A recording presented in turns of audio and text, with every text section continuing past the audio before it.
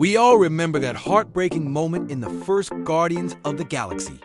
As Ronan's ship, the Dark Aster, plummets towards Xandar, Groot extends his branches, forming a protective cocoon around his friends.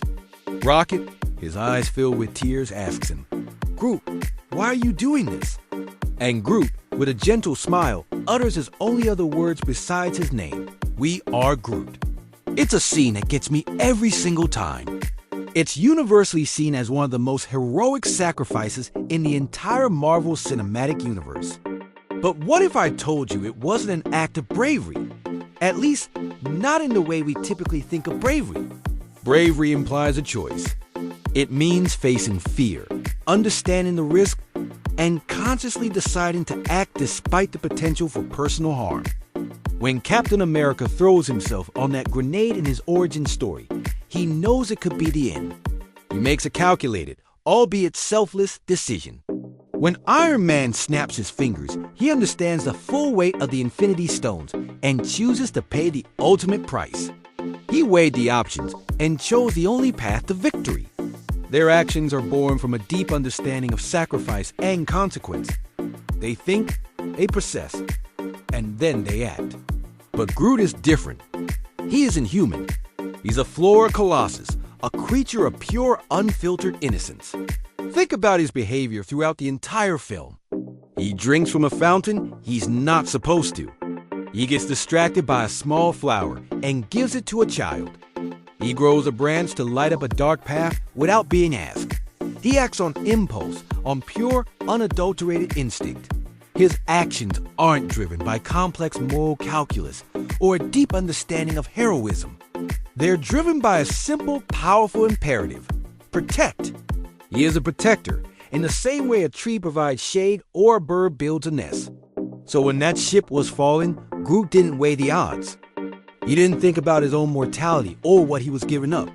He saw his family, his friends in danger. And his entire being, his very nature, compelled him to shield them. It was a reaction, not a decision. A reflex, not a reasoned choice. He didn't think, he just protected. That's who he is. And that's what makes the scene even more powerful. It's not about a hero choosing to die. It is about a creature of pure love instinctively giving everything it has to save the ones it loves. This reframing doesn't diminish his sacrifice. In fact, it makes it more profound. It wasn't the bravery of a soldier. It was the raw, instinctual love of a parent protecting their child. It was the purest form of selflessness, untainted by ego or fear. His final words, "We are Groot," aren't just about him becoming part of the team. It's a statement of his fundamental nature. At that moment, his identity completely merged with theirs. His survival was secondary to their existence. He wasn't just with the Guardians. He was the Guardians. So the next time you watch that scene, don't just see a hero making a sacrifice. See the purest expression of love and instinct in the entire MCU.